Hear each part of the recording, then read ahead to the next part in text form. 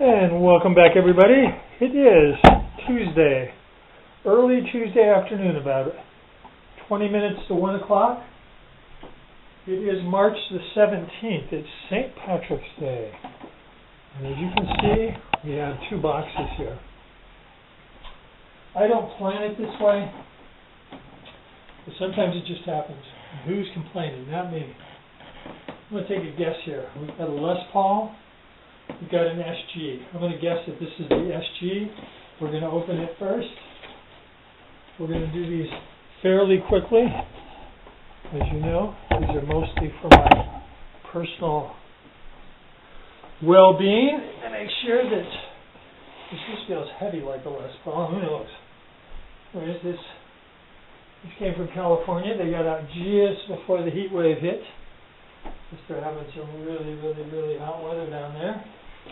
It took a day's delay. I'm not going to bore you on this one, but FedEx is a very poorly run company, considering that it's a worldwide big player in shipping. You'd think they'd have it together better, but they really don't. They still think like a small company, very poorly run. Anyways, these guitars are from a company, and I'm going to try and pronounce it properly, that is spoken of mostly quite highly in the Chibson universe. And the last name is Z-H-O-N-G. So I don't know if in Chinese Z is a silent. Cathy Zhong. Anyways, they do custom guitars, but they also do just regular guitars. And they were having a sale, and I sort of suffer from FOMO, fear of missing out. And these were clocked at $149, shipped to your front door.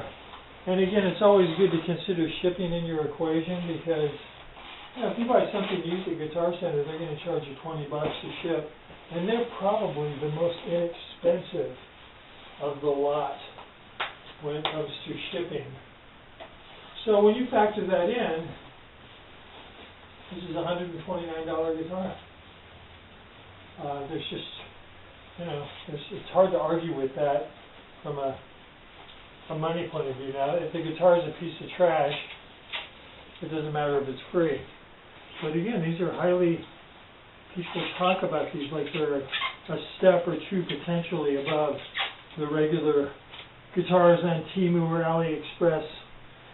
Here's a pretty guitar. So let's just do the basics to make sure that it survives. It's got nice fret ends, beautiful transparent. I'm going to show you how silly and superficial I am. The thing I liked about this, because I've got a couple other SGs, I just have a preference for the smaller pickguard. Call me crazy, I just do. I don't like the bat wing. To me, this is all you need, and it's perfect.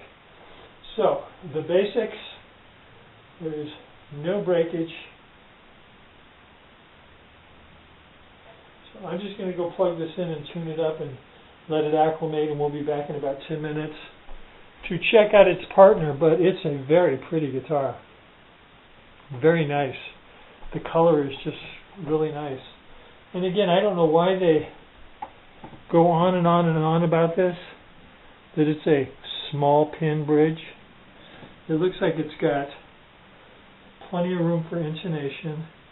It's got plenty of room for action. The action looks like it's okay. Yeah, so unless there's something secret behind the scenes that I can't see, it's really a pretty guitar. So we'll be back. Okay, so we're back. I've played 2 songs, which is really all I needed to do for the time being, to just test it out. If I was 30 years younger and still out there as a gigging musician, I would think nothing of taking this to a gig tonight. It's set up just fine out of the box. Preference, different people have different preference, but it's intonated just fine. Action feels good. The frets are polished. The fret ends are smooth, no protrusion.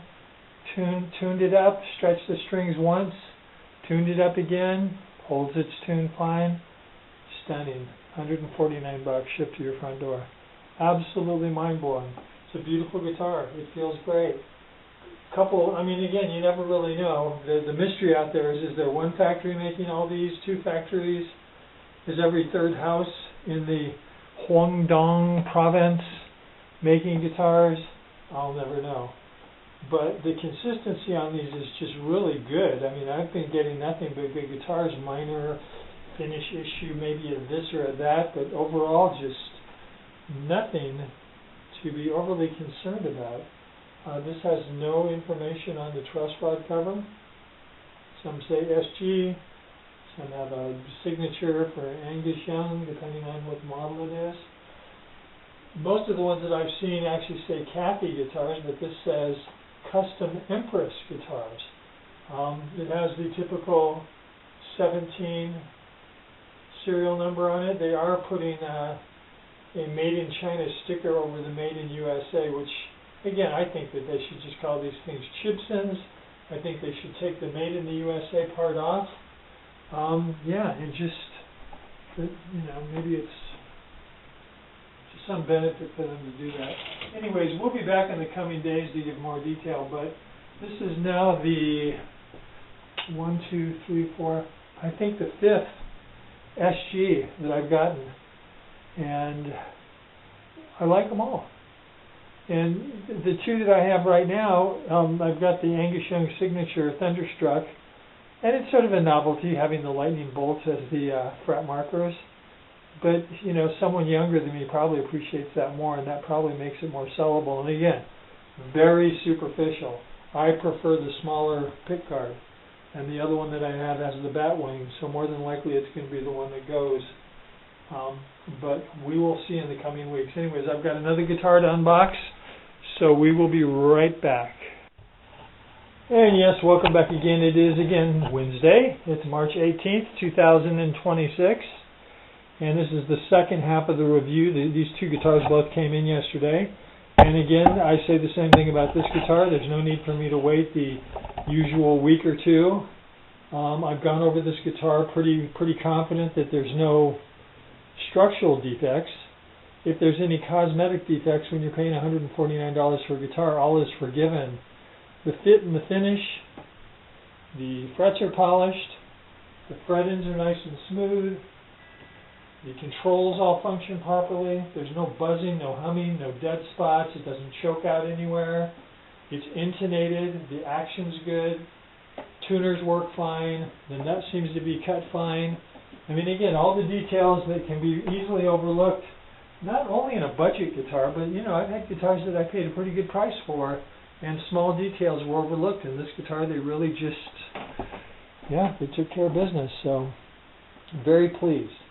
And again, I probably just said it, but I'm going to say it again. This would be the equivalent of a Gibson SG Standard with the, I don't know what these are, parallelograms, something with an uneven, anyways. So I've been learning that the standards have that. The step below it have the dots, and the step above that, not the Supreme, but the next one above this that has the binding around them, the Customs, have blocks, and they have a block on the first fret. So there are interesting, things that they do with these guitars. But this guitar, again, plays really nice. Now, this is my third, maybe my fourth Chibson Cherry SG. The other three of them that I had were the Thunderstruck that have the lightning bolt, which is really sort of a cool feature. And I'm really surprised that so many guitar makers over the years have just not had more fun with the fret markers. There's so many things you can do. Some people do, but for the most part they stick with the tried and true. But the Thunderstruck was really sort of a nice, but I happen to like this one better than the Thunderstruck, so I'm going to put it up for sale and keep this one. Then I also had the Supreme, which I sent back because it had some corrosion issues on the gold hardware.